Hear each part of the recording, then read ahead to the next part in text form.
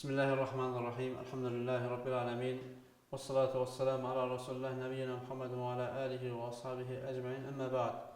Demək, bugünkü növbəti dərsimizdə və demək olar ki, sonuncu dərsimizdə biz sizə bəzi qısa əhkamlar haqqında xəbər verəcəyik və ən birinci mövzumuz həmzətül vasıldır. Gördüyünüz kimi burada biz o hərfin formasını yazmışıq, qeyd etmişik. Həmzətül vasıl ümumiyyətlə əl artikulunun üzərində olan bir əhkamdır, üzərində qurulan bir hökmdür. Demək, bu necə baş verir? Əl artikulu ilə başlayan söz digər bir sözün ardınca gəldikdə artıq həmin sözün əvvəlində əl artikulu oxunmur. Yəni, əlif oxunmur. Məsələn, biz əgər baxsaq, burada gördüyümüz həmin bu sözə, məsələn, burada fi ət-Tevrat. Burada Y hərfindən sonra, hansı Y hərfindən sonra, burada görürsünüz əlif hərfi var. Hansı ki, əlif hərfi həmzətül vasıla aid edilir. Bu halda fi əl-Tevrat oxumuruq. Oxuyuruq fit-Tevrati. Fit-Tevrati. Və bu zaman oxuyarkən nə olur? Artıq görürük ki, burada əlif hərfi nitqdə itir.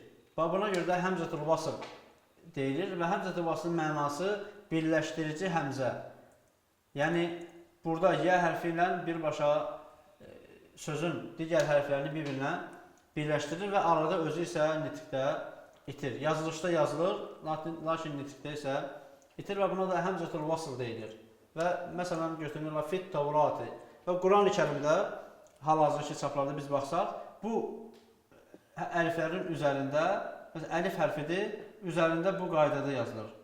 Bax, belə bir formada bu işarə ilə verilir və buna həmzətül vasıl deyilir və belə halda bu hərf ki var, əlif hərfi, bu əlif hərfi oxunmur. Bu əlif hərfi oxunmur. Niyə görə? Çünki həmzətül vasılın hökmünə daxil edilir. Həmçinin digər bir məsələ bizə lazım olan məqamlardandır, həmzələrdir. Gördüyünüz burada həmzələrin yazılış formasıdır. Həmzə adətən bu formada yazılan həmzədir və bu bir çox hərflərin üzərində ola bilər. Məsələn, baxırıq, bu Y hərfinin formasının üzərindədir. Görürsünüz, Y hərfidir və üzərində həmzə və ya Y hərfinin bu yazılış formasıdır. Hansı ki, həmzə üçün düzəldilmiş bir formasıdır və Vav hərfinin də üzərində həmzə və bir də əlif hərfinin üzərində həmzə. Və bu hamısı həmzə oxunuş qaydası odur ki, həmzələr hərəkədən asılıdır. Əgər hərəkə ədirsə, ə oxunur. İdirsə, i oxunur. Damma, yəni udursa, u oxunur. Və ya əndirsə, ən oxunur. İndirsə, in oxunur. Undursa, un kimi oxunur.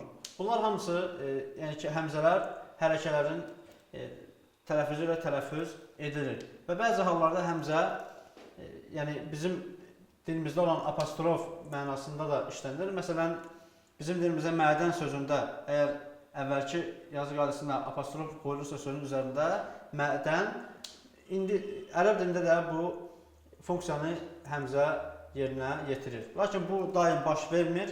Əgər həmzənin üzərində sükun olarsa, yəni işarəsizlik, hərəkətsizlik işarəsi sayılan sükun olarsa, o zaman həmzənin üzərində bu işarə olarkən həmzə dediyimiz apostrof kimi oxunur.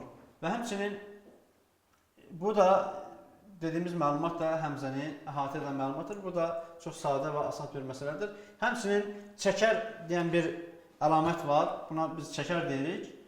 Demək, bu nədir? Bu, Quran-ı Kərimdə bayaq dediyimiz o mədd hərfləri ki var.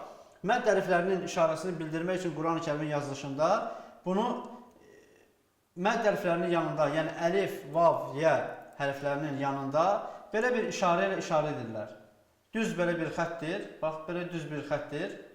Bax, belə. Düz bir xəttir. Bu, onu bildirir ki, işarədir ki, burada hərfi uzatmaq lazımdır.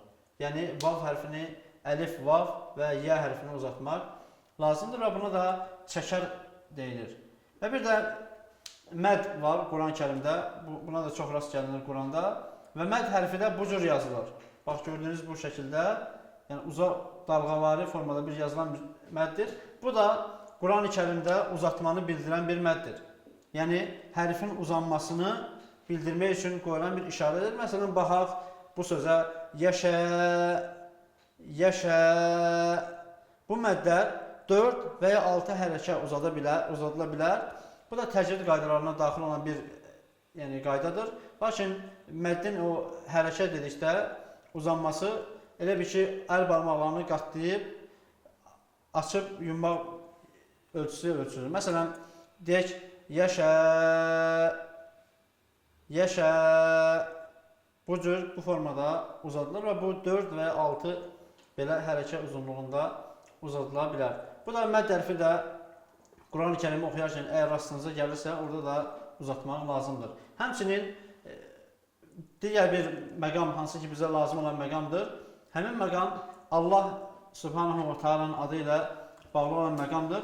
Hansı ki bu da Quran-ı Kərimdə bizə çox lazım olur və bununla çox rastlaşırıq.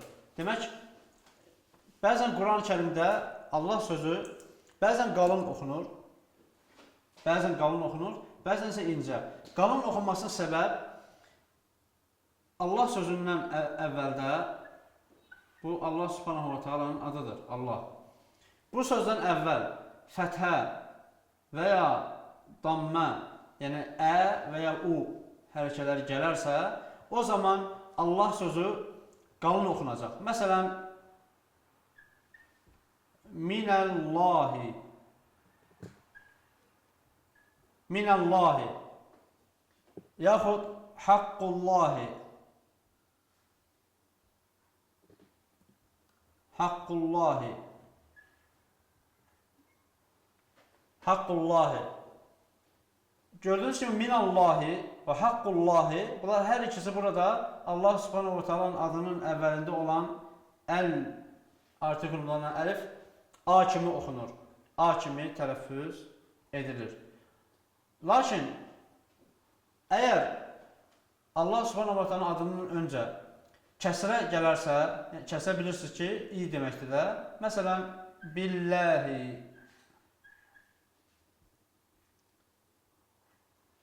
billahi. Baxın, burada Allah Subhanahu wa Ta'ala adından öncə, yəni bu ad buradan ayrılır. Bir kəsrə ilə gəldiyinə görə Allah Subhanahu wa Ta'ala adından öncə hərəkə kəsrə olduğuna görə Allah Subhanahu wa Ta'ala adı da incə oxunur. Yəni billahi.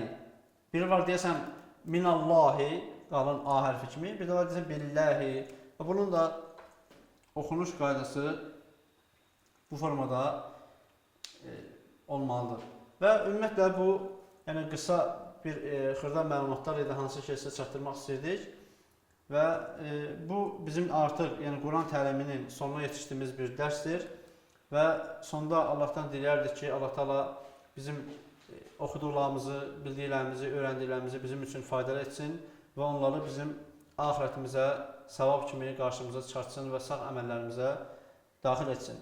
Və təbii ki, hər bir müsəlmanın Quran oxumağı öyrənməyi və onun mənasını bilməyi onun borcudur. Və ilk addım Quran-ı Kərimə bağlanmağın, ona qarşı sevginin artmasının səbəbi bizim öyrəndiyimiz bu Quran əlifbasıdır.